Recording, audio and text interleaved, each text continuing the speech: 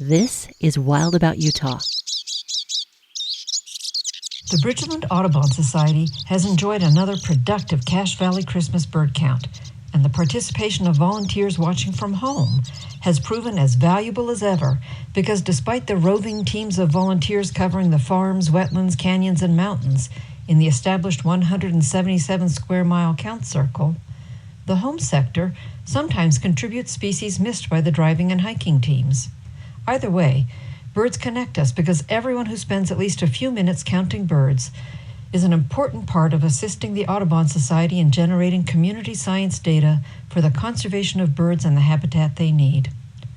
The Audubon Society for the Protection of Birds was established in 1886 by George Bird Grinnell, who was inspired by the conservation ethic of his tutor and mentor, Lucy Bakewell Audubon, the widow of naturalist and artist John James Audubon. Grinnell published the Audubon magazine, which constituted one of the first efforts to preserve bird species decimated by the women's hat trade, hunting, and loss of habitat. Many of the early members were women who, ironically, would attend society meetings wearing plumed hats. Grinnell is credited as the architect of the Migratory Bird Treaty Act, an effort which took over a decade of advocacy and the many voices of Audubon chapter members. The legacy of the Migratory Bird Treaty is the recognition that these magnificent birds are held in public trust and shared by all citizens. Our responsibility is to make sure that this legacy endures by conserving and managing migratory birds and their habitats for future generations to enjoy.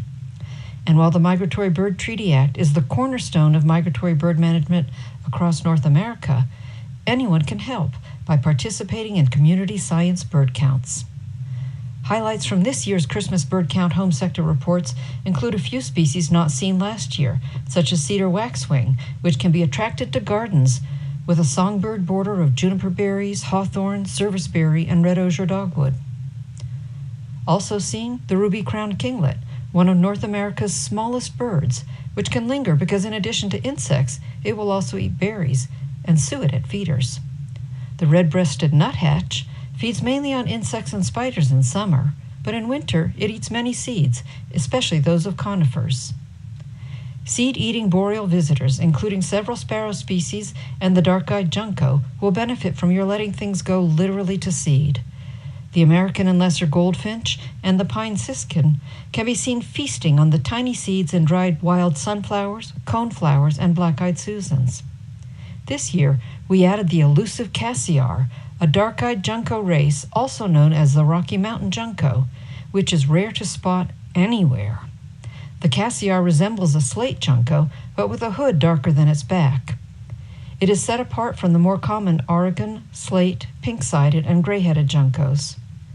This is an exciting addition to our local Christmas bird count checklist and was made possible by someone watching the birds outside their window.